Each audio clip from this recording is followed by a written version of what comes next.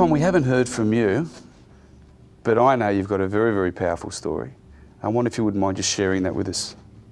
Yeah, okay, Anthony. I'm a bit like Howie. I started gambling at a young age, and I quite often share. I can remember going out to the trots with my father as a young kid, maybe 6 or 7 years old. I used to get excited as we used to walk down to Harold Park. I guess it's a bit like kids going with their dads to the fair or whatever it was, the circus. Kids would get all excited. I used to get the same excitement going to the track. And Dad used to get me to pick out some numbers. I couldn't recognise that at the time, but I was that excited when Dad said, "We're going to go to the trots tonight, son." It was a real buzz for me. So I guess I had some tendencies way back then to look for excitement. And I got into trouble at a young age through gambling, and over a period of years it got worse. Yeah, I could tell you 1,000 stories about, you know, some of the crazy things I did when I was in addiction.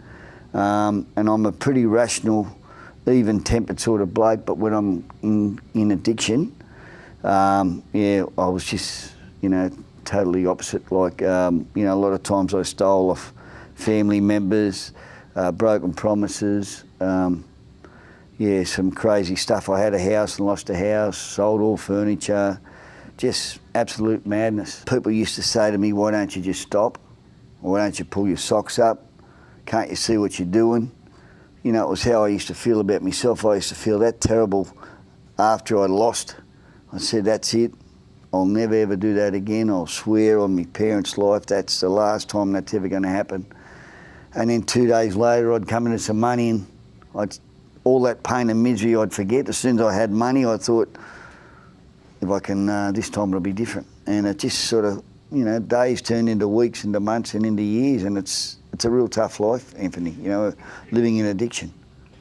What would be the greatest or the biggest misunderstanding of a problem gambler?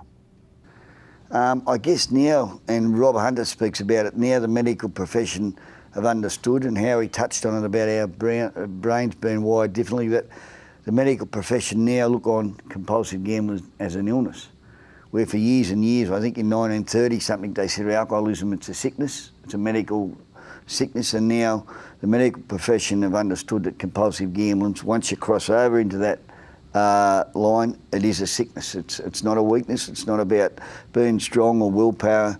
A lot of times with gambling, especially if somebody had diabetes or had cancer, they'd take pity on them. But a compulsive gambler, they look terribly on you. They really throw them in jail. Just lock him up. He's If weak. they're an alcoholic or drug addict, send them for treatment. They can get help.